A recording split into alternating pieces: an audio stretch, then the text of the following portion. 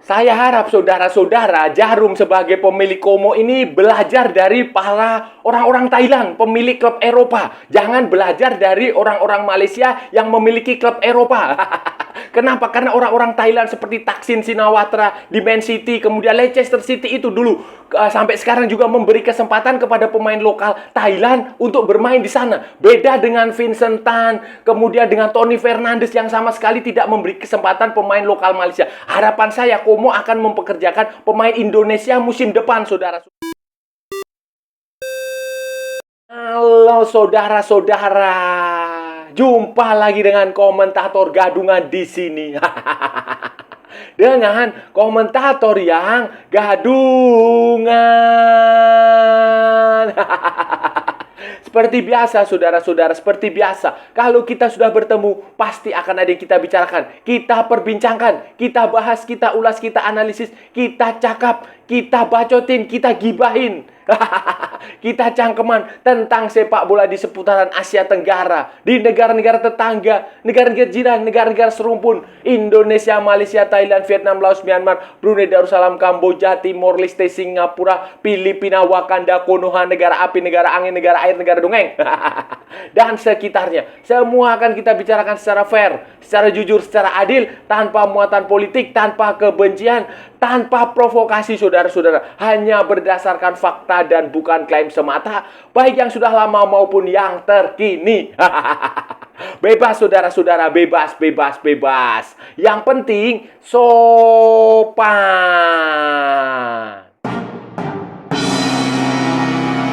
Begini saudara-saudara, jadi begini, setelah menanti 21 tahun saudara-saudara, Como 1907.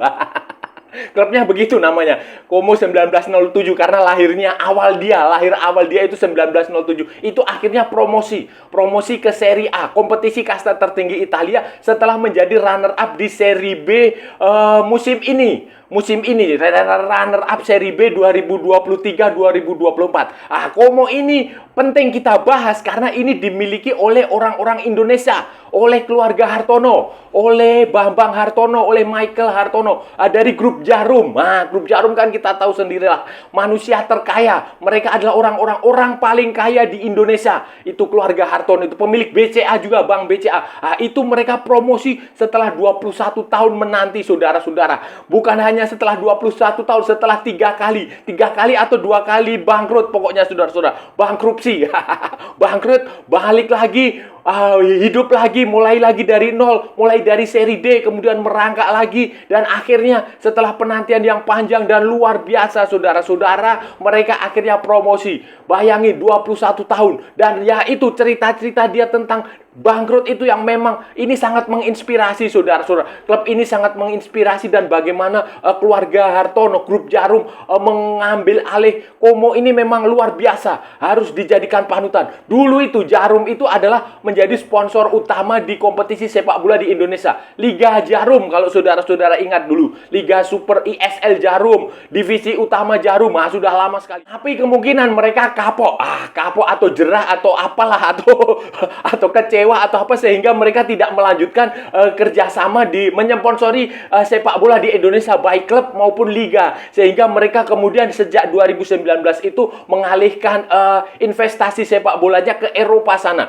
ke Serie B Italia, ke Como. Waktu itu masih, kalau nggak salah, masih di Serie D atau apa ya, pokoknya Como lah. Itu dia membeli itu, kemudian dia menggandeng beberapa nama top di Eropa, nama top sepak bola legendaris, saudara-saudara. Ada Dennis Wise yang ditunjuk sebagai direktur teknik, kalau nggak salah sempat menjadi CEO, kemudian jadi direktur teknik, kemudian jadi penasihat teknis. Kemudian dari Dennis Wise inilah diajak Cesc Fabregas sebagai pelatih musim ini, walaupun sempat mengundurkan diri, cuti, izin karena dia sedang mengikuti kursus kepelatihan UEFA Pro A, digantikan oleh si Oslan Robert. Kemudian Cesc Fabregas, muncul lagi si Thierry Henry, legenda sepak bola Prancis. Jadi ini klub yang memang benar-benar serius membangun, saudara. ini, saudara-saudara, adalah klub dari Lombardi. Lombardi itu adalah provinsi di utara yang kalau nggak salah itu ya Milan. Itu berasal dari provinsi yang sama. Lombardi juga Milan, terus Atalanta Bergamo itu berasal dari posisi yang klub ini sejatinya, saudara, awalnya aslinya ini didirikan 1907. 1907, tetapi baru mencapai level atas di Serie A itu pertama kali itu 1949, saudara-saudara. Sejak itu mereka tinggal di Serie A itu selama 4 tahun, kemudian terdegradasi. Setelah 4 tahun terdegradasi, dan bukan hanya terdegradasi, saudara-saudara, selama 20 tahun berikutnya mereka menghabiskan waktunya itu di Serie B dan Serie C. Kemudian pada tahun 1970-an itu Como mulai bangkit, mulai menggeliat. Mereka berhasil promosi tahun 1975. Tetapi dengan pemain-pemain yang top lah waktu itu, seperti misalnya si Alessandro Scanziani, itu mereka justru hanya mampu bertahan 1 musim. Mereka merosot, bahkan ya ini pada tahun 1978 itu mereka turun ke seri C1. C1 itu kalau nggak salah ya sekarang itu seri D, level keempat. Level keempat sudah. Tetapi tim itu dibangun kembali, mereka bangkit lagi pada tahun 80-an. Diperkuat salah satu pemain yang cukup legendaris itu si Petro Virchowood. Kalau saudara penggemar Serie A pasti tahu pemain ini. Opa Virchowood pernah main di Sampdoria. Juventus juga pernah kayaknya. Itu dia kembali lagi ke Serie A, kemudian 1980 sampai 1982 itu dia main di Serie A. Mereka degradasi 1982, kemudian promosi lagi ke 1984, saudara-saudara. Tetapi 1989 degradasi lagi dan kali ini semakin parah. Bahkan sepanjang 1990-an, saudara-saudara, Como ini menghabiskan waktu di seri C1 kecuali tahun musim 1994-1995. Como kemudian baru bisa berada lagi di Serie A 2002-2003, tetapi langsung degradasi, saudara-saudara, dan bahkan mereka sampai sempat ke seri C2 pada akhir musim 2004-2005 setelah kalah playoff melawan Novara, saudara-saudara.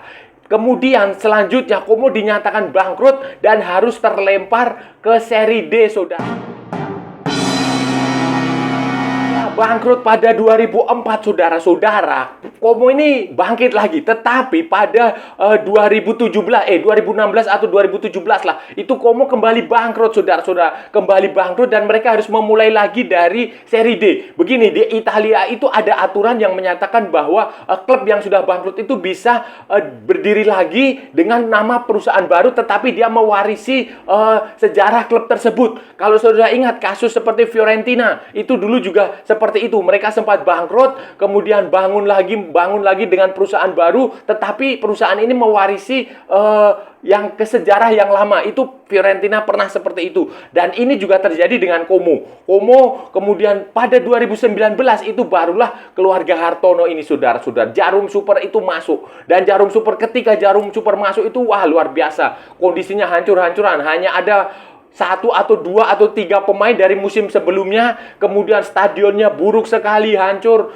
tidak terawat. Kemudian semualah infrastrukturnya jelek sekali. Kemudian Jarum ini pelan-pelan dan pasti memperbaiki itu. Kemudian mendatangkan pemain-pemain. Kemudian Dennis Wise ini yang paling berjasa untuk mengembalikan Como, saudara-saudara. Mengembalikan Dennis Wise itu bisa berkenalan dengan Grup Jarum karena Mola stasiun TV-nya Jarum itu punya program yang namanya Garuda Select di Inggris, dan itu diasuh oleh Dennis Wise. Disitulah kemudian Dennis Wise diajak untuk mengelola Como. Dennis Wise kemudian mengajak beberapa nama beken seperti Cesc Fabregas dan Thierry Henry. Cesc Fabregas itu klub terakhir dia setelah sukses di mana-mana itu adalah di Como. Dia pensiun sebagai pemain Como dengan tawaran dia akan menjadi salah satu pemegang saham. Begitu pula Thierry Henry. Kemudian Cesc Fabregas setelah pensiun dia dijadikan pelatih junior. Kemudian musim ini dia diangkat menjadi pelatih tim senior. Tetapi karena dia harus menjalani kursus Dia harus mengambil license UEFA Pro supaya dia bisa melatih di Serie A. Makanya dia cuti berapa bulan, 6 bulan atau berapa bulan, apa istilahnya, diberikan posisinya, diberikan kepada caretaker pelatih si Oslan Robert. Dan saudara-saudara, perjalanan hidup Como, perjuangan Como ini luar biasa. Dan harapan saya juga ini, saudara-saudara, ke depan di Serie A. Karena ini Serie A adalah kompetisi yang elit, kompetisi yang terbaik lah di Italia. Walaupun sekarang pamornya kalah dari Liga Premier, kalah dari La Liga, kalah dari Bundesliga, tetapi tetap saja Serie A adalah kompetisi yang harus diperhitungkan. Kompetisi yang cukup bergengsi lah. Walaupun pada masa lalu, pada 1990-an, 2000-an awal, 80-an itu, Serie A adalah kompetisi terbaik di Eropa, di dunia bahkan. Pemain-pemain top kelas dunia semua main di situ. Diego Maradona, kemudian siapa lagi? Paolo Maldini, Franco Baresi, Andriy Shevchenko, kemudian Gabriel Batistuta, Hernan Crespo, kemudian siapa lagi ya? Wah, banyak sekali. Marco van Basten, Ruud Gullit, Frank Rijkaard, kemudian siapa lagi? Vialli, kemudian Ravanelli, Alen Boksic, Zvonimir Boban, Dejan Savicevic, kemudian siapa itu penyerangnya Juventus itu? Christian Vieri, semua Ronaldo, Luis Nazario de Lima, itu semua main di Serie A. Nah, sekarang memang levelnya tidak sebagus, tetapi saya tetap berharap semoga ada pemain Indonesia yang mendapatkan kesempatan bermain di Como di Serie A musim depan. Pelatih sudah ada, pelatih Indonesia, staf pelatih Kurniawan, sama ada satu staf pelatih lagi yang melatih di Como, ikut terlibat di situ. Tetapi pemain belum. Semoga musim depan ada, misalnya Tom Hai atau Ragnar Uratmangun atau siapa itu namanya, Jay Itzes, atau pemain-pemain lokal Indonesia, misalnya seperti si Tahir.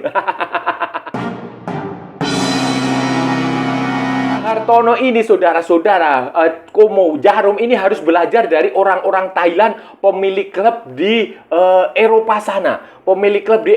Jangan belajar dari pemilik klub orang-orang Malaysia yang memiliki klub di Eropa. Jangan, saudara. Tapi belajarlah dari Thailand, dari orang-orang Thailand, dari pengusaha-pengusaha Thailand. Kenapa, saudara-saudara? Karena begini, pengusaha-pengusaha Thailand yang punya klub di Eropa sana itu selalu memberi kesempatan kepada pemain dari Thailand untuk belajar, untuk dipekerjakan di klubnya. Walaupun tidak selalu menjadi pemain di tim utama ya, bisa di tim junior, bisa di tim cadangan, bisa. Tetapi itu sudah ada kesempatan. Karena kalau itu memainkan pemain itu kan urusannya pelatih. Tetapi mereka sudah memberikan. Kalau saudara ingat, Thaksin Shinawatra ketika menguasai Manchester City, itu dia 2 pemain Thailand di kontrak di situ, si Surya Suta dan si Terasil Dangda. Waktu itu mereka masih muda. Walaupun pada akhirnya gagal menembus skuad utama, tidak masalah. Tetapi setidaknya sudah ada kesempatan yang diberikan. Mereka sempat menimba ilmu di Manchester City. Kemudian yang di Thailand, saudara-saudara. Di Leicester City, Aiwat Sivadana Prabha. Keluarga Sivadana Prabha itu juga luar biasa dedikasinya, saudara-saudara. Dia memberi kesempatan kepada pemain-pemain dari Thailand untuk menimba ilmu, untuk berkarir di Leicester City, saudara-saudara. Kalau saudara-saudara ingat itu siapa? Thanawat Chuenchitawon itu juga pernah bermain sekarang dia main di Muangthong United, tapi sebelumnya pada 2020 sampai 2023 itu dia main di Leicester City U23 di Liga Premier 2. Itu salah satu pemain. Kemudian dia juga sempat memberikan 3 kesempatan 3 pemain Thailand untuk belajar di sana. Supachai Chaidet, kemudian Supanet Muenta dan Ratanakon Maikami. Itu sempat tahun lalu atau 2 tahun sebelumnya itu sempat menimba ilmu, sempat diberi kesempatan untuk berkarir di Leicester City, walaupun pada akhirnya tidak mendapatkan kesempatan untuk menjadi pemain utama. Itu beda kasus, saudara-saudara. Kalau dia nggak jadi pemain utama itu beda kasus, karena itu pelatih yang punya kewenangan. Tetapi sebagai owner, sebagai pemilik klub, dia sudah memberi kesempatan, dan itu menurut saya bagus sekali. Walaupun itu Thailand itu harus dicontoh, jangan mencontoh pengusaha-pengusaha dari Malaysia. Misalnya si Vincent Tan. Vincent Tan itu menguasai Swansea City. Dia juga memiliki FK Sarajevo di Bosnia Herzegovina. Ini orang kaya, saudara-saudara, orang kaya di Malaysia. Ya Taipan lah, pokoknya itu udah levelnya udah level dewa. Tetapi saudara-saudara, dia sangat, ya saya nggak tahu ya apakah pernah ada atau tidak. Tetapi faktanya yang saya ketahui nih, mohon maaf kalau saya salah, tidak ada pemain Malaysia yang diberi kesempatan untuk bermain di Swansea City atau di FK Sarajevo. Yang dilakukan Vincent Tan ya hanya memang dia sponsor utamanya Swansea City adalah Visit Malaysia. Itu saja. Tetapi tidak ada pemain Malaysia. Dia memperkenalkan Malaysia ke Eropa, iya. Tetapi tidak ada pemain sepak bola Malaysia yang diberi kesempatan untuk bermain di klubnya dia. Swansea City, di FK Sarajevo, tidak ada. Kemudian nama lain yang menurut saya cukup ya sangat disayangkan sebenarnya adalah Tony Fernandes. Tony Fernandes adalah bosnya Air Asia. Dia memiliki Queen's Park Rangers di Inggris, saudara-saudara. Dan sama seperti Vincent Tan, itu si Tony Fernandes juga tidak memberi kesempatan kepada pemain Malaysia untuk berkarir di situ. Baik pemain lokal Malaysia maupun pemain keturunan. Pemain luar, saya nggak tahu ya kalau ada ya. Tetapi faktanya seperti yang saya ketahui sampai hari ini tidak pernah ada atau tidak ada. Bahkan pemain Malaysia yang ya setidaknya menimba ilmu lah atau diberi kesempatan berkarir di Queen's Park Rangers oleh Tony Fernandes. Kira-kira siapa pemain Indonesia yang layak dan pantas untuk bermain di Como musim depan, saudara-saudara, di Serie A, saudara-saudara? Siapa kira-kira? Oh, banyak, saudara-saudara, banyak pilihannya. Kalau Anda mau pemain-pemain keturunan, boleh, itu lebih bagus lagi. Karena nggak akan susah beradaptasi. Misalnya si Jeises kan sudah ada di Italia. Venezia itu sebenarnya dia punya potensi promosi. Kemarin itu di pertandingan terakhir Serie B itu, tetapi kemudian dia hanya kalah. Sayangnya kalah dengan Spezia. Kalah atau imbang lah dengan Spezia. Walaupun Jeises mencetak gol, itu bisa kalau mau dipekerjakan di Como musim depan. Kemudian nama lain misalnya Ragnar Uratmangun yang sudah ada di Eropa di Fortuna Sittard. Yang pemain yang dipinjam dari Groningen. Kemudian si Tom Hai, Heerenveen bisa juga. Nathan Chuaon juga bisa, Heerenveen. Transfer dipindahkan ke Italia, ke Serie A. Kemudian misalnya ada lagi si siapa itu? Elkan Bagot, bisa saja. Kemudian Calvin Verdong juga bisa. Martin Paes. Kalau Anda mencari kiper bisa. Itu pemain-pemain keturunan Indonesia yang ada di luar negeri. Atau pemain lokal Indonesia. Misalnya Asnawi Mangkualam. Pindahin dari Thailand ke Italia. Atau Pratama Arhan. Atau Marcelino. Marcelino kan juga orang Indonesia memiliki ada sejumlah orang Indonesia memiliki klub di Eropa, misalnya Oxford United, klubnya Anindya Bakri dan Erick Thohir, itu juga bisa. Kebetulan mereka sampai ke final playoff League One. Kalau mereka menang di final playoff League One itu, mereka akan promosi ke Championship Division. Kemudian di Belgia itu ada lagi Dender atau apa itu klubnya si Hersi Torus. Itu juga promosi, saudara-saudara, dari divisi 2 ke divisi 1 ke divisi utamanya kompetisi Belgia, Challenger Pro League, Jupiler Pro League atau apalah itu. Mereka juga itu bisa diberi kesempatan. Pemilik klub itu memberi kesempatan saja, pemain disuruh datang ke sana di trial, kemudian belajarlah di sana. Masalah nanti dia dipilih atau tidak main di skuad utama, masuk starting line up, atau dia hanya bermain 2-3 menit di lapangan, itu urusan pelatih. Itu hak prerogatif pelatih, mutlak kewenangan pelatih.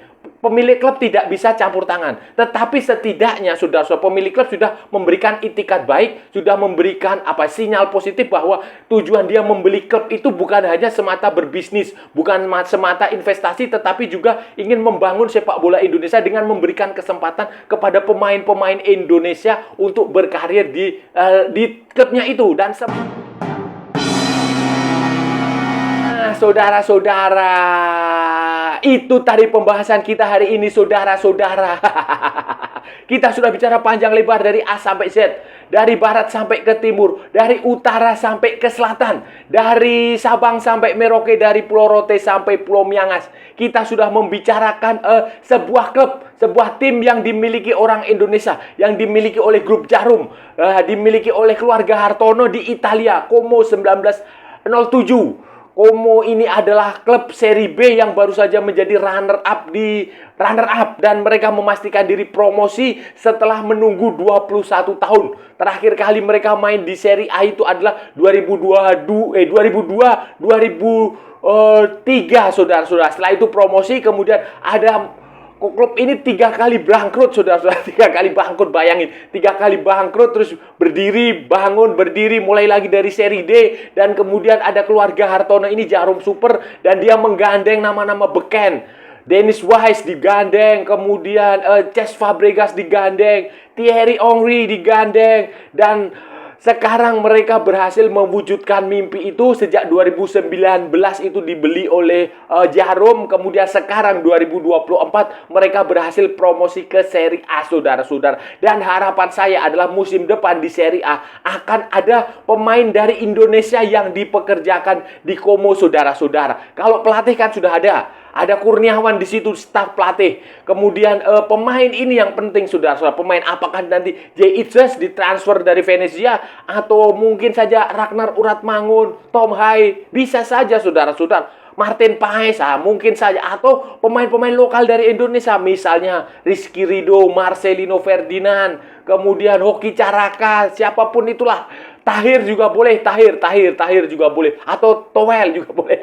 Itu siapapun, harapan saya seperti itu supaya ada manfaatnya, saudara-saudara. Manfaatnya, belajarlah dari pemilik klub dari Malaysia, pemilik klub dari Malaysia yang ada di Liga Premier di Inggris sana, yang sangat minim memberikan kesempatan kepada pemain lokal Malaysia untuk berkarir di sana. Jangan seperti itu, saudara-saudara. Jangan seperti itu. Dan saya rasa sudah cukup ya, saudara-saudara, pembahasan kita hari ini. Kalau ada salah-salah ya mohon maaf, saudara-saudara, namanya juga gadungan. Tetapi kalau benar, saudara-saudara, berarti sebuah kebenaran. Kalau saudara-saudara merasa channel ini bermanfaat, berguna, menghibur, menginspirasi, silahkan like, share, and subscribe. Tetapi kalau tidak, abaikan saja. Skip, jangan ditonton, tetapi jangan juga di-report. Kasihan saya, saudara-saudara. Ikuti juga akun media sosial Komentator Gadungan, ada di Instagram, ada di Facebook, dan ada di TikTok yang bukan TikTok Shop. Oke, saudara-saudara, sampai bertemu lagi di edisi-edisi berikutnya dengan tema-tema yang jauh lebih tidak bermanfaat, dengan tema-tema yang jauh lebih tidak berguna.